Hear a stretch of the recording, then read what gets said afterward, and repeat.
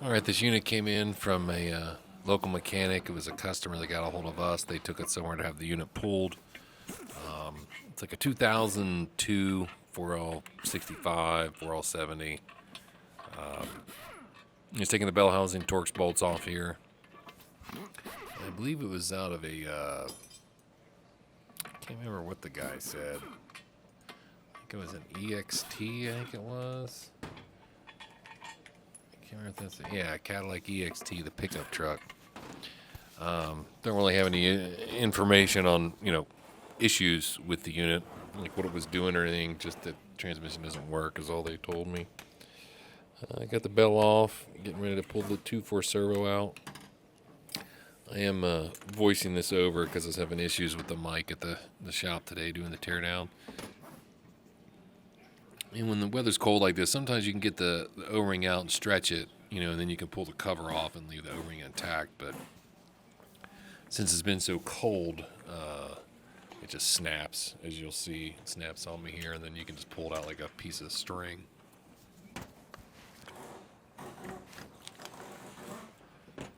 Fourth gear servo is correct in there. It's just a factory servo, nothing fancy. I don't like the Corvette servos anyway. They tend to be a little bit too much. Get the pump bolts off here. Just your 13 millimeters, zipping them off. I've got to get the extension housing off next. 15 millimeter swivel is what I use, and I could tell someone had over tightened it. The unit has been rebuilt. That one bolt was pretty tight. My gun's running like 170, 160 psi. So, yeah, they definitely had it on there, a little tight.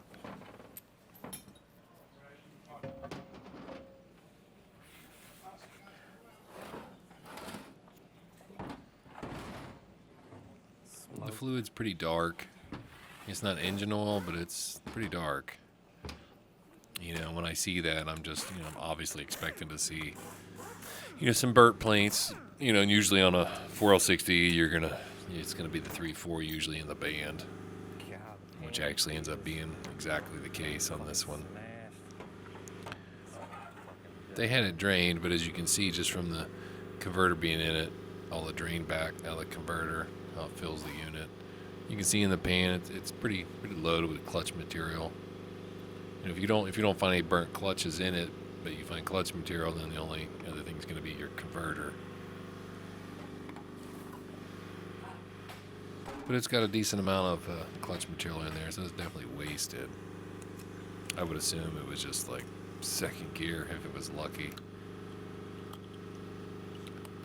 Just pop your connectors off. If you're gonna reuse the harness, then you want to be careful doing it. Don't go after it like I am here. I'm just kind of being rough with it because I don't care if I break the harness or not, because all builds of mine get a new harness and all new electronics. I don't reuse any of them.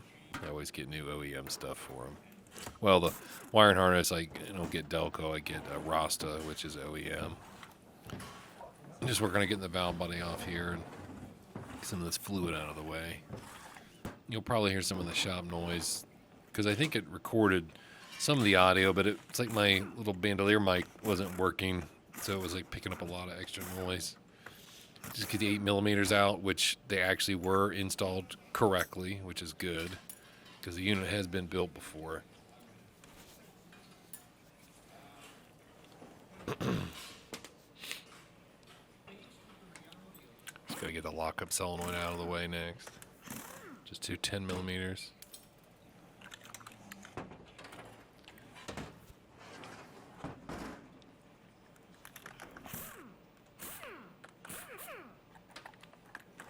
And of course, when they built this unit before, I'll show it later, but the 1.2 accumulator I just took off there, it does have the factory, plastic accumulator that loves to crack. At least put a metal one in it. Regardless, you can get those. They're not very expensive, different pin diameters, but maybe like $5 or something. But the pinless kit, I use that on all the accumulators. What's up with your fucking gun? On every build. I don't. What's up with your gun? I figure I'm building it. I want it to last. I'm gonna update at least that, which is kind of an issue on these units, really. with leakage and things. Manifold pressure switch, it gets a new one. Nope. Yeah, I could tell that the unit had been rebuilt right there as soon as I'd seen the, or at least the valve body plate had been repaired, because It's a leaker. they used one of those Tech Pack fits all repair pucks to the plate, which is okay. I mean, I've done it too, but I prefer to replace the entire plate and use like the Torlon plastic balls, so you don't have that issue with the plate getting the snot beat out of it ever again. God. But that's what I'll do to it. I'll just scrap that plate. And again, I mean, you know, they don't really make different accumulators in here. It is metal already. It's the large diameter. Your only real option is to go to a pinless or double stack it, things like that. Or block it. You can do that too. But yeah, there's the plastic one too. It was not cracked, so which is good, but still, it has such a high failure rate. I mean, you're in there charging 1,000 to 2,000 or up, you know, to rebuild a unit for somebody. I don't know why you wouldn't. You're worried about saving $5. It's weird.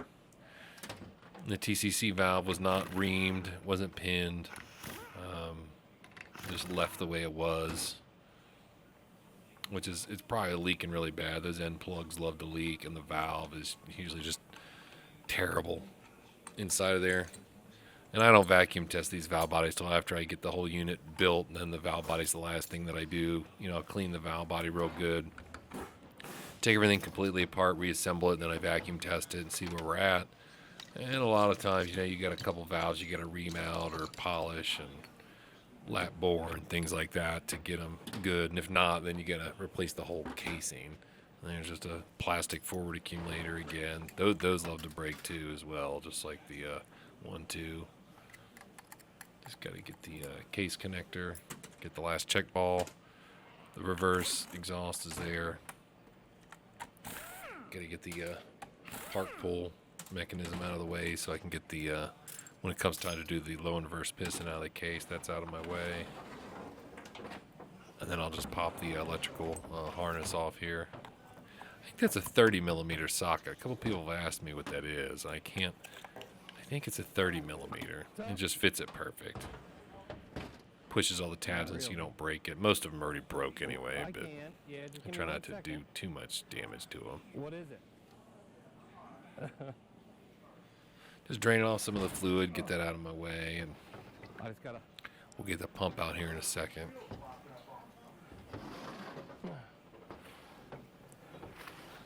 If you watch, I popped the pump a little too hard, and the pump actually grabbed a hold of the reverse input drum. You'll see in a second it led to pulling the drum tight into the band, and it made it a little harder to get both the drums out at the same time. The pump grabbed it right there, and you can see how the drum's sitting kind of funny. Just get your 13 mils, get those 5 out for the pump.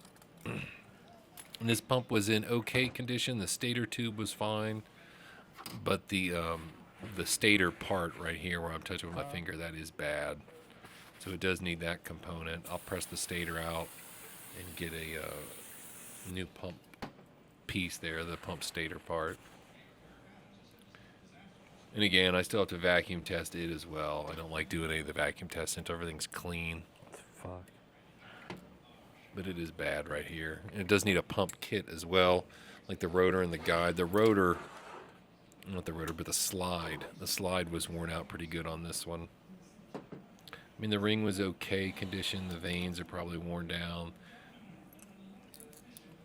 Get the vanes out of the way here. You'll see it on the slide when I pop the slide out. That you'll see the wear marks on the slide itself, where it's totally worn down. I believe the pin is worn out on the. Yeah, the pin's also worn out. But you'll see here on the slide, if you look inside there, see this rub mark on it. It's just all worn. This part of the pump is fine. The pocket's good. It's really nice. Nothing wrong with it there. But the slide pin that I'm going to take out here in a second, it is also worn out, needs a new pin. And a bushing and a seal, obviously. I mean, it might need a pressure regulator too in the other part of the pump. I won't know till I vacuum test it. And the boost valve, we'll see how it's sealing and not, make sure it's not leaking.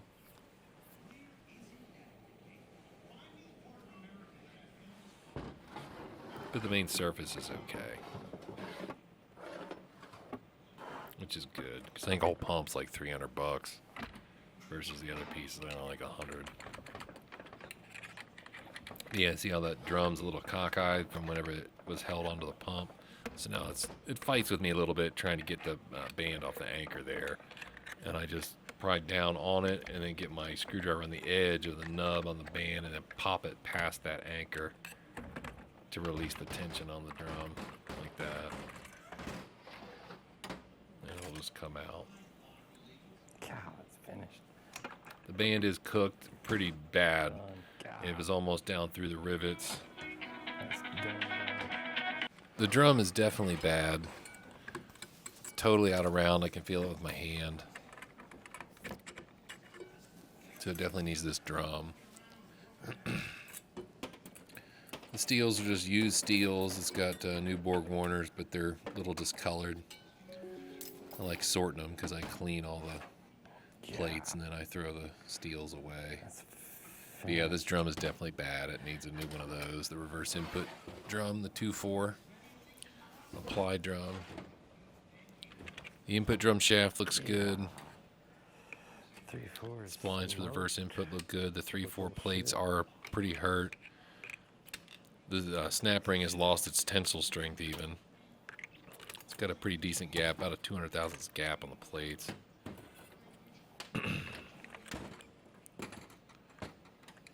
Yeah, the looks like it's like a custom stack up Idiots.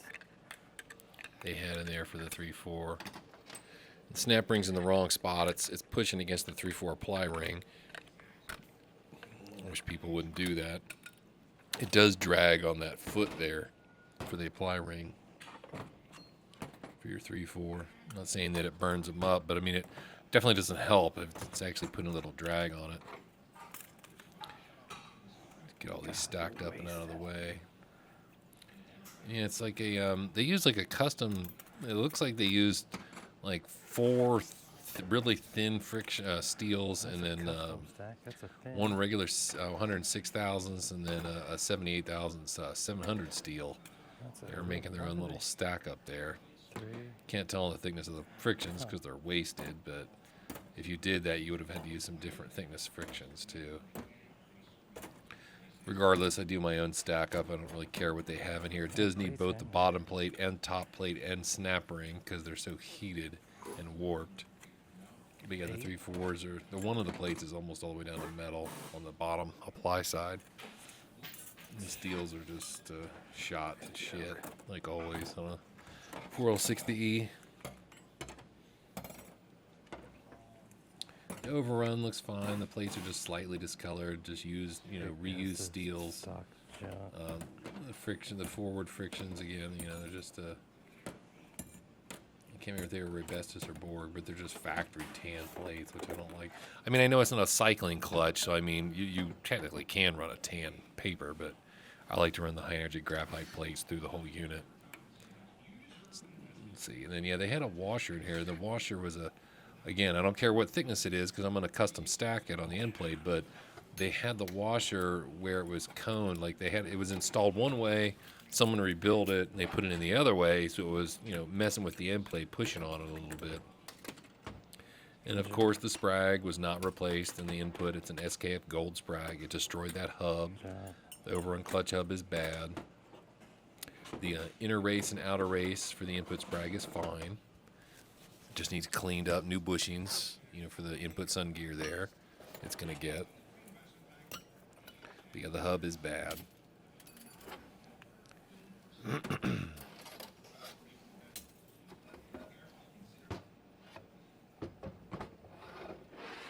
take the drums apart a little bit later. There's really not much left to it.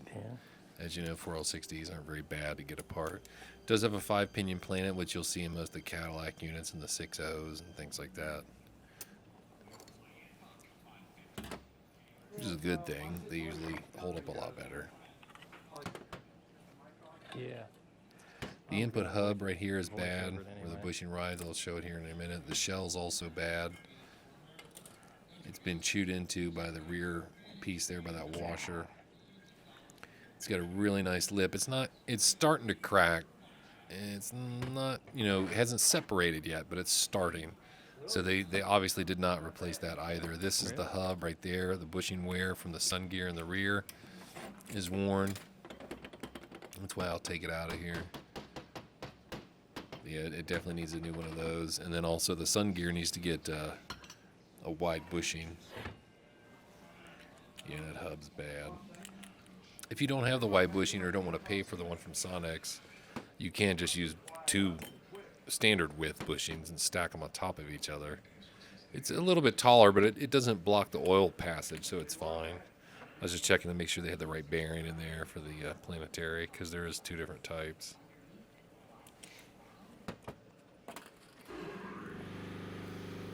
I still swore, though, that the 5 pins use the bearing that has the little extra race that comes down over it. I'll check that in the book in the morning. Just got to get the center support out, got to get the snap ring out. The snap ring had rotated a little bit and was pushing onto the clunk spring in this unit too. The center support was rotated a little bit into the case where it did start to chew into the case. And you'll see here, I get the snap ring out and I go to hit the output shaft to pop the center support out, and it won't come out. And a lot of guys, that'll happen to them. Then you start picking the unit up, dropping it up and down on the floor, things like that, and you don't need to do that. You see, I'm hitting it. I'm not hitting it too hard with the hammer, just kind of using the weight of it. It's usually all it needs to pop it free. And then I really hit it pretty hard a couple times, and it doesn't move. And then when that happens, you're going to the only really easy way that I've found is you just get a long screwdriver. I end up using like a long pry bar.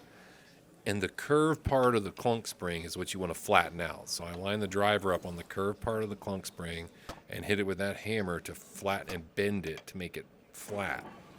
You got to get it, a couple times, hit it real good, and you'll see where it starts to bend that coil of the clunk spring itself. And once it's moved enough, you'll see how easy it comes out. It's just, I almost got it out with my hand, but it moved a little bit, but pop right out. And then just pull the rest down here, and then there's the clunk spring that was all deformed, the rear bearing. All that's left is the piston in the case. I get that out later off camera. Center support, rear sun gear, 5-pin rear planet. The rear planet's fine. There's nothing wrong with it. There is a problem with the rear output ring gear. It needs a new case bushing, obviously. They all get that. But that's where it's chewed up. It does have a new sprag in it, newer, the updated design. Again, I replace all the sprags and electronics with OEM, stuff. So I'm going to take the sprag out. It's going in the garbage. The center race is fine. The center support itself was okay.